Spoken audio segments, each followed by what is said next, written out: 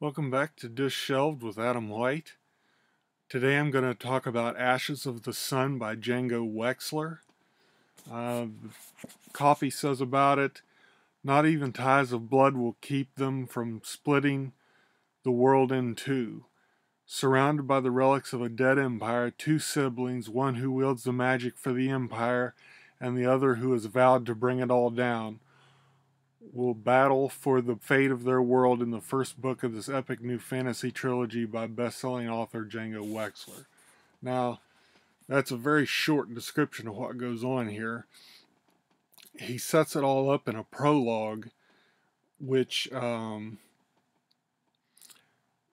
is about Maya, who is 5 years old, and Jair, who is 8 years old, and this is just in the prologue, and they're playing a game of heroes and ghouls, and it talks about how Maya always wants to play the hero and she'll never play the ghoul, so Jair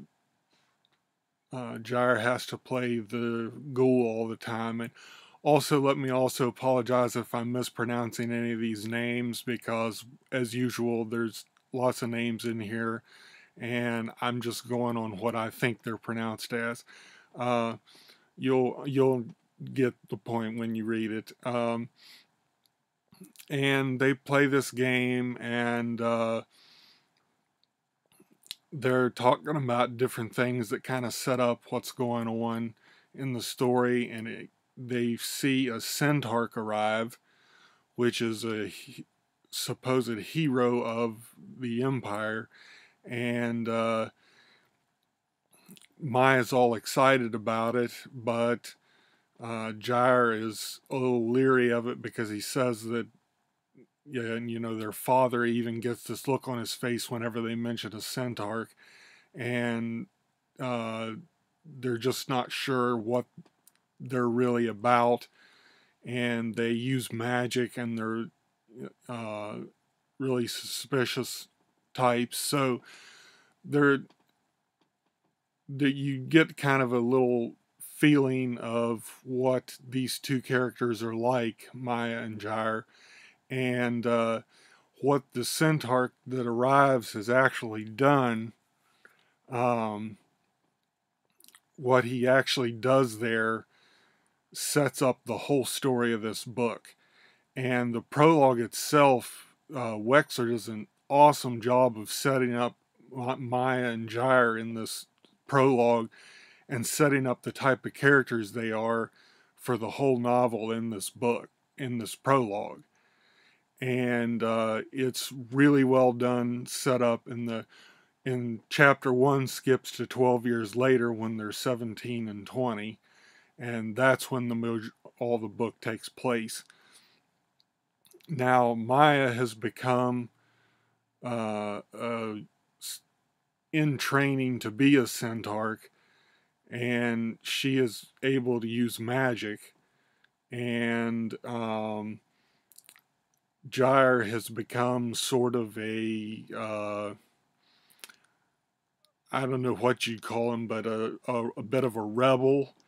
He has a group with that's run by a woman named Yora, and they do things to mess with the Republic, and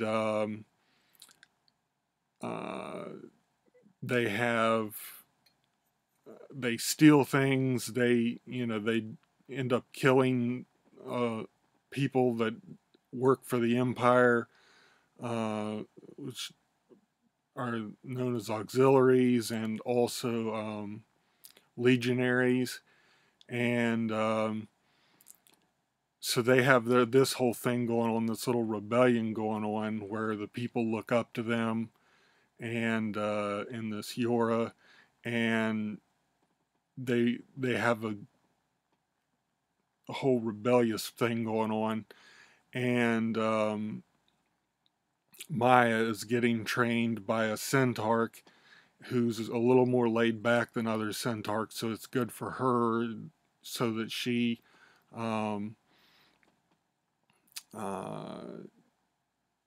gets a good training from a good Centaurk.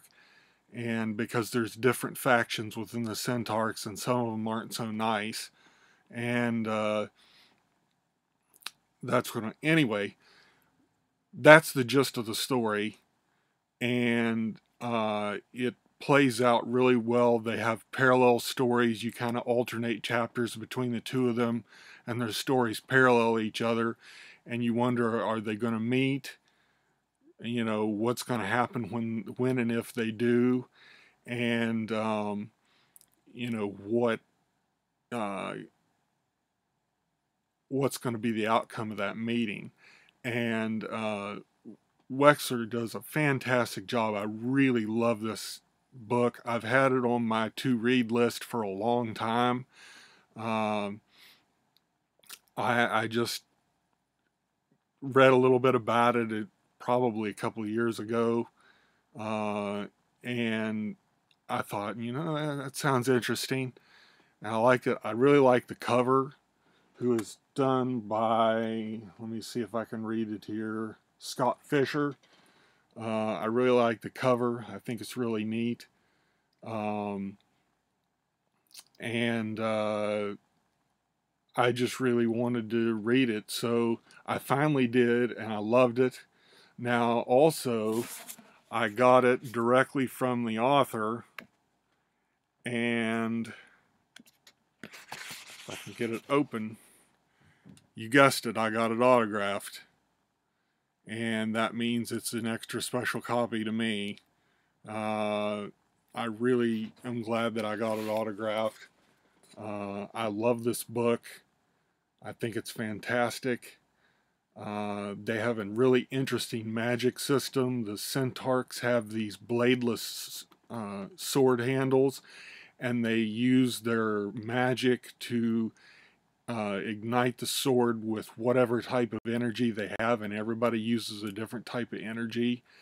And Maya uses fire, and there's a couple other Centaurks, and they all use different types of magic.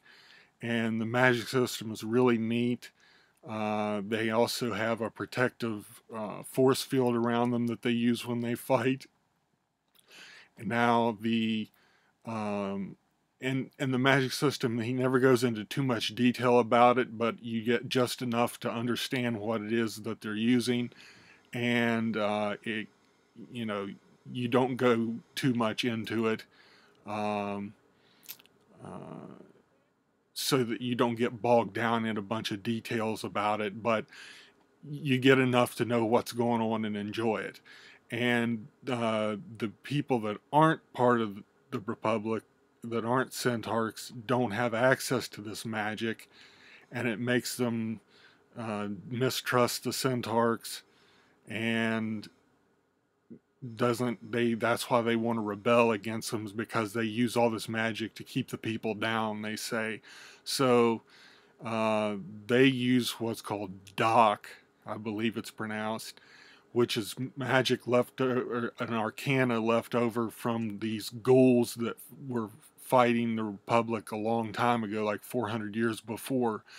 And this Doc is illegal because, you know, the Republic doesn't want the common man to have access to this magic of any kind. So Jair is on a quest to find some kind of this magic to help him fight against the Empire, and Maya is learning her own magic to learn her to help save the Republic. So you get a good sense of both of these characters throughout this book, and all the secondary characters are very well developed. I just think that this book is fantastic. I highly recommend it. There's a sequel out now that's set to be a trilogy. I can't wait to read the sequel. Again, that's the only problem with these things, when I read them and love them and want to read the sequel right away.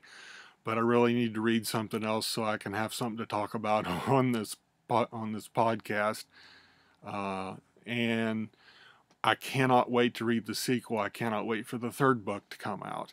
I really love this book. I'm going to check out his other books.